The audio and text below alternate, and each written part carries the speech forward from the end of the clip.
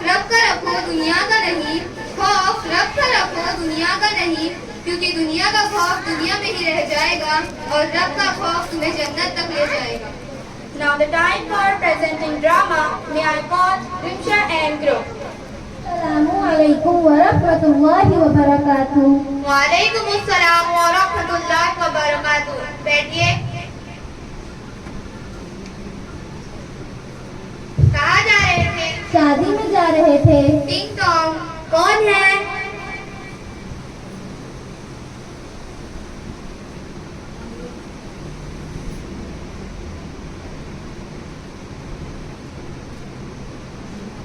Assalamualaikum warahmatullahi wabarakatuh.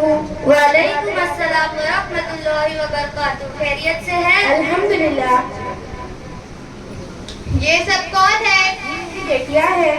वाह माशाल्लाह, आपकी बेटियां तो पूरे हिजाब में हैं। क्या खूब तरबियत की है अपने बच्चों की। देखकर मेरे दिल को खुशी हुई। क्या जी, मेरे बच्चों को देखकर खुशी नहीं हुई? क्या मेरी तरबियत अच्छी नहीं है? देखो इन्हें कितने प्यारे दिख रहे हैं। क्या सोच के तुमने बोले? मेरे बच्चे तो मेरी जान है, मेरे जिगर के टुकड़े हैं। ये तो मेरे कमल के फूल हैं, कमल के फूल। देखो इन्हें कितने प्यारे दिख रहे हैं। ऐसी बात नहीं जी, तुम तो बुरा मान गई। आज के इस पुरफितर दौर में बच्चों की तरबियत पर ध्यान देना भी जरूरी है। ऐसा नहीं जी, ये हमारा कमाल नहीं है। ये तो इस स्कूल में जाते हैं जहाँ पर जिंदगी गुजारने का बेहतर तरीका सिखाया जाता है। हाँ बहन, हमारी जिंदगी तो यूं ही गुजर गई, लेकिन हमारे बच्चों को तालीम देना बहुत जरूरी है। हाँ, बच्चों को दुनिया के साथ साथ दीनी तालीम देना भी बहुत जरूरी है। अरे आंटी, रही हिजाब की बात तो हम भी हिजाब पहनते, वो हम शादी में जा रहे इसलिए हमने हिजाब नहीं पहना।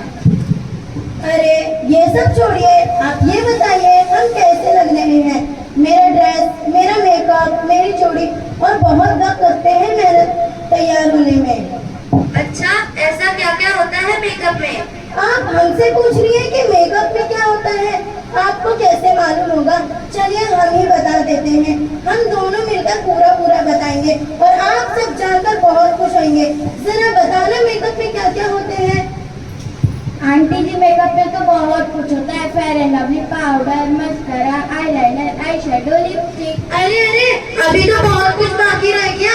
बीबी cream, CC cream, highlighter, blusher, kajal, foundation, primer, concealer.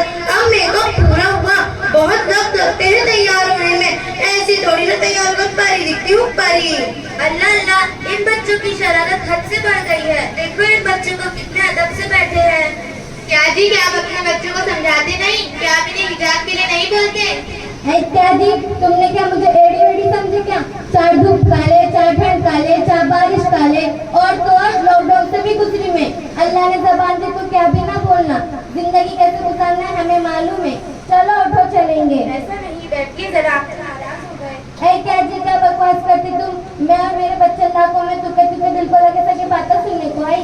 मैं तुम्हारे बच्चंदा का मुंह देखकर चुप बैठी, वरना मेरे को भी बहुत बोलने को आता।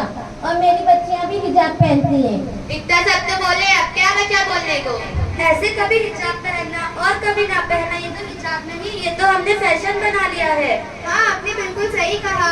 आजकल हिजाब एक फैशन ही बन गया है, जबकि आजकल हिजाब फैशन ही बन गया है। आजकल हिजाब से अपने कपड़ों को छुपाने के लिए पहना जाता है, ना कि चेहरे के लिए, जबकि पर्दा तो चेहरे का ही सबसे ज्यादा जरूरी है। आजकल के जमाने में कौन चेहरा छुपाता है? वो तो हम हिजाब ही पहने थे, वही बहुत बड़ी बात है। और आप तो चेहरा छुपाने की बात कर रही हैं। अगर हम चेहरा ही छुपा लेंगे, हम सांस कैसे लेंगे? हम तो गिर ही जाएंगे। ऐसा बिल्कुल नहीं है। अल्लाह ताला ने कुरान में फरमाया कि ऐ औरतों, अपने घरों में रहो, ज़माने जाहिलियत औरतों की तरह खुद की नुमाइश ना करो। हाँ, हजरत अली रज़ियल्लाहु ताला की बीवी और आप सल्लल्लाहु ताला अलैहि वसल्लम की बेटी हजरत फातिमा रज़ियल्लाहु ताला जन्नत में औरतों की सरदार। हिजाब कुछ इस तरह से था कि आप रज़ियल्लाहु ताला अन्हा सर से लेकर पांव तक ढकी हुई थी कि आप जहाँ से गुजरती वहाँ पर पैरों के निशान भी ना होते। हिजाब पहनने के बाद अंदर की बनावट नजर ही नहीं आती, कौन है कैसा है मालूम ही नहीं होता। और आज हमने हिजाब का मतलब ही बदल दिया है। जिसका सिर्फ हिजाब नाम है, लेकिन इसका मकसद ही बदल दिया है और पर्दे से हिजाब एक फैशन बन गया है। अरे क्या तुम, हम भी तो मुसलमान हैं और हम भी ये सब बातें जानते हैं। तुम भी ऐसे रहो, तुम्हें किसने रोका? आजकल सभी तो ऐसे ही रहते हैं और हम हिजाब पहनते तो हैं। बात तो यही है, सब में और हम में। हम मुसलमान कौम की औरतें हैं और औरत का मतलब ही छुपाए जाने वाली चीज है। मैं आपको एक मिसाल देती हूँ। ये पैक चॉकलेट है और ये खुली हुई। आप इसमें से कौन सी लेंगे? ऑफ कोर्स पैक वाली ही। आपने ऐसे ही क्यों लिया? ये पूरी पैक है। बिल्कुल इसी तरह बाप और औरत की मिसाल इस पैक चॉकलेट की तरह है, जो हर चीज से पाक रहती है।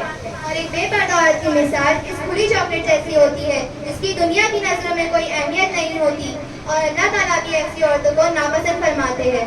वाह, बहुत अच्छी मिसाल दी तुमने। पर ऐसा क्यों? कोई इस्लाम में सारी पाबंदी औरतों के ऊपर है, मर्दों पर भी कोई पाबंदी नहीं। ऐसा बिल्कुल नहीं है। अल्लाह ताला ने मर्दों पर भी हुक्म दिया है कि ऐ मर्दों, जब कहीं से गुजरो तो अपनी नजरें नीचे झुका लो, ताकि किसी गैर महरूम औरत पर तुम्हारी नजरें ना पड़े। लेकिन अल्लाह पर्दे का हुक्म मर्दों को भी दे सकते थे, पर औरतों को ही क्यों? ऐसा बिल्कुल भी नहीं है। ऐसा सोचना भी बहुत गलत है।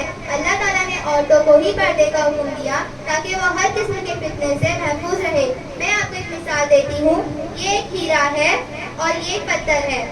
आप बताएं इसमें से किसे चुनेंगे? ऑफ कोर्स, हीरे को पत्थर कौन संभालता है? बिल्कुल एक बाप औरत की मिसाल इस हीरे जैसी होती है, जो कीमती और नाजुक होती है। जैसे हीरा कीमती और नाजुक होता है, हम इसे संभाल कर और छुपा कर रखते हैं ताकि इसे कोई नुकसान ना पहुंचे।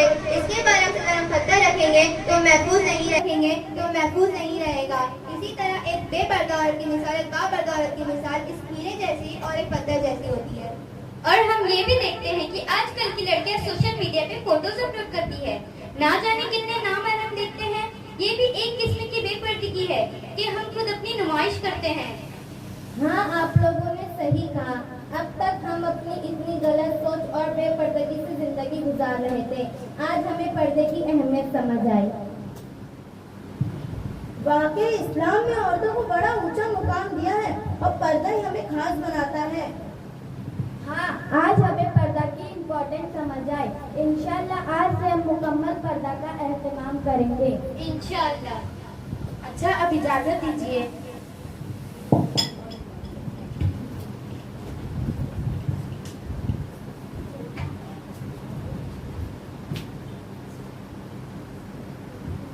अल्लाह हम सबको जमाने के फैशन से बचाए और मुकम्मल पर्दा करने की तौफीक अता फरमाए। आमीन।